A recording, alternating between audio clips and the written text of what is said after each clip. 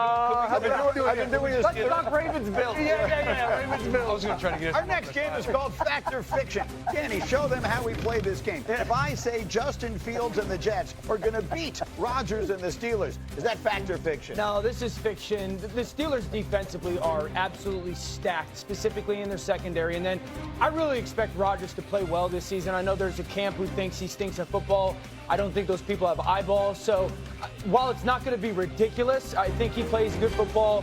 DK Metcalf has some success and his defense plays lockdown. The Steelers win this game. By the way, for anyone who may have missed it yesterday, the season hasn't started, but the Jets have already suffered what looks like a terrible loss. Elijah Vera-Tucker, torn triceps, needs surgery, going to miss the season. Second time in 2 years, 3 years that he's had that injury. It's a brutal injury.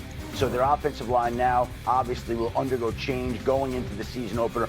Not the type of injury you want. And it just feels almost like a mental thing. It's the Jets. Here we go. Right, Greeny? Isn't that what you're thinking right now? He's the Jets fans in right? Blueberry. I've been thinking that for 58 years. I mean, and so obviously that's what I think. In Blueberry. The Steelers, I think, are the more interesting side of this thing here. Dan thinks Rodgers is going to play well. I've got sort of a 50-50 split amongst the people who visit here regularly. Some think Rodgers and the Steelers, the Tomlin, the fit's going to be outstanding, and others think it's going to absolutely blow up. Which side are you on? I'm on the side of Aaron Rodgers. I think he's going to go scorched earth. He comes over to the Jets. Whatever happened during that. The Jets are still a dying breed right now. Shout out, pouring out for the Jets fans out there. But Aaron Rodgers, he's flown under the radar. They brought him some weapons, and Jonnu Smith. They got DK Metcalf. They're going to run the ball with that rookie they got at Iowa, who was overshadowed a little bit by Ashton Genty. Yep. I think they are going to go scorched earth on the Jets. What do you think, Will? I agree. This dude's 50 years old. He had threw for about 4,000 yards last year. I see him eclipsing 4,000 yards this year. I love it. And I got the Steelers winning the North. He's almost 42 years old, so you're not that far from right. You have the Steelers winning the AFC North? I have the Steelers winning the AFC North. Hold on, Dan, before But you say yeah, anything, I see the fully look. agree I with see what the Will look. is saying. I'm agreeing with what Will is Roster saying. top to bottom. Ravens a much better football team. Schedule-wise, Ravens got 8 or 9 of the former playoff teams last year on their schedule. 9. Steelers have a better schedule. I like the Steelers getting spicy with Aaron Rodgers this year. I'm not on 4,000 yards, Danny O. I appreciate you guys going 2 for 2 on that.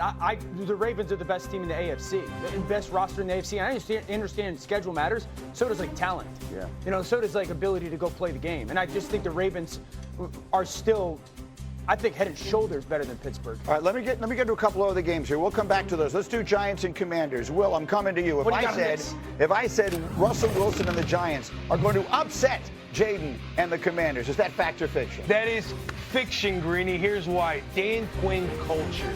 The city of D.C. and Nova, they are on fire. There's a lot of momentum, a lot of optimism, and because they have a superhero at quarterback. He's with Cliff Kingsbury, year 2. They go out and get Deebo Samuel. You get Laramie Tunsil for protection.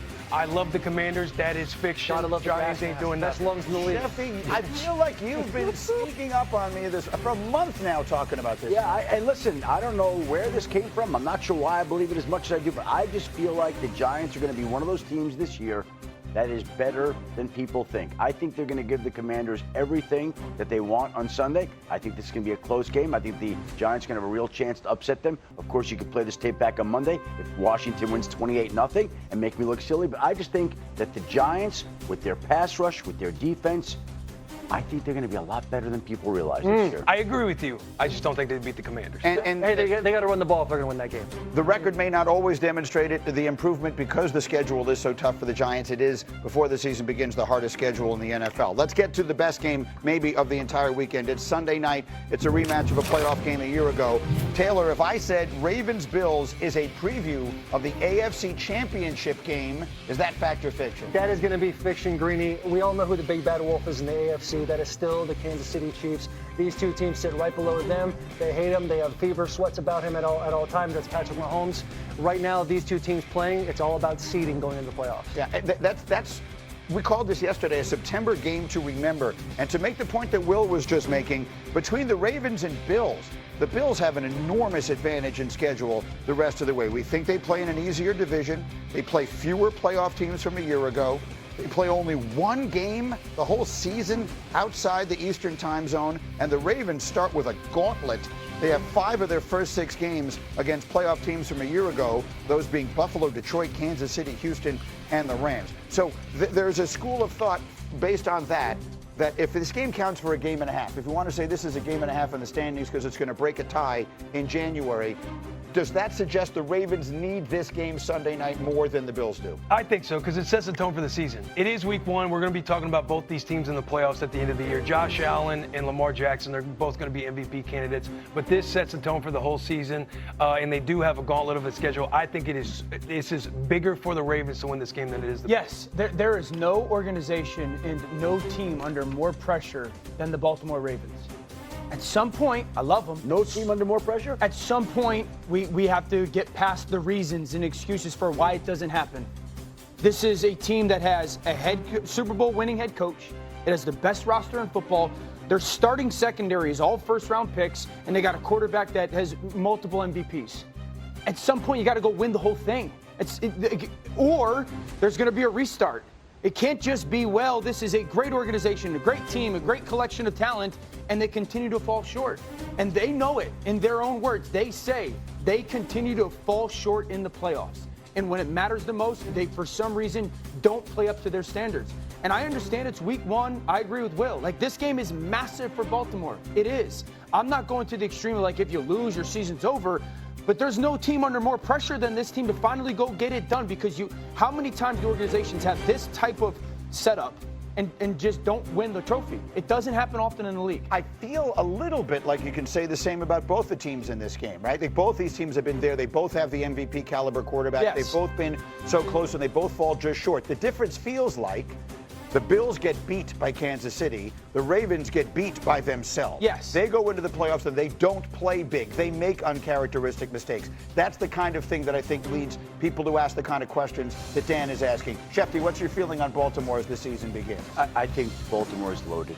I think they're going to be better on defense than people realize. I think they could lose on Sunday night and still rebound and be the best team in the AFC. I think Lamar Jackson's an MVP candidate. I think they've done all the right things. Yeah. They're so deep. They're so strong. Like, I'm a big Baltimore believer this year. So let's put the picks up on the screen. And if I were to tell you, and Taylor, you just said Kansas City's still a team to beat, and clearly that's true. But if I told you one of these two is going to wind up, I'm telling you right now, one of these two teams is going to wind up in the Super Bowl at the end. Which are you telling me it is? You know what? It might be because I was over in Rochester, New York, watching the Buffalo Bills, and I was watching Josh Allen, as comfortable as he was, making his inappropriate jokes and also only incompleting 2 passes. Plenty of them. I feel very good about the Bills. They're actually my Super Bowl pick. Shout out Brandon Beam, the GM, as well. He told us we could be Friend of the show. Friend of the show. Friend of the show. We can put him through a table if we get to the point. Those are his words, by the way, and I'm glad we're doubling down on ESPN. We'd like to make him a friend of our show as well, Brandon. Give us a call if you like. Well, somehow I'm the only one on Buffalo in this game on Sunday night. You guys aren't that friendly with Buffalo that you picked. Well, listen, You're about to make enemies. Joe Brady, big fan. We know you're a friend of the show. He had the girl dad hat and everything. Yeah. I'll say this, like, when you talk about week one, like, who needs it more? It's kind of like a little bit like it's a little dramatic. But if you're going to say who needs it more, I mean, Lamar Jackson did not win the MVP. Josh Allen won the MVP. A lot of people think Lamar Jackson should have won. And then also there's Mark Andrews, who, there's like death threats and tweets and all these things are happening to him after he drops that 2-point conversion. Yeah. This is the guy that puts the Buffalo Bills on his lock screen. He's in the weight room. He's getting after it. Public apology. Public apology. Literally written like a lawyer was like, this is what you need to say. We got to get you out of this one, big dog. Like, you got to make it happen. So he has gone through the nutrition process. He talks about his weight training. I think, like, Mark Andrews, I don't know what the over and under is on his receiving yards, but we're going to take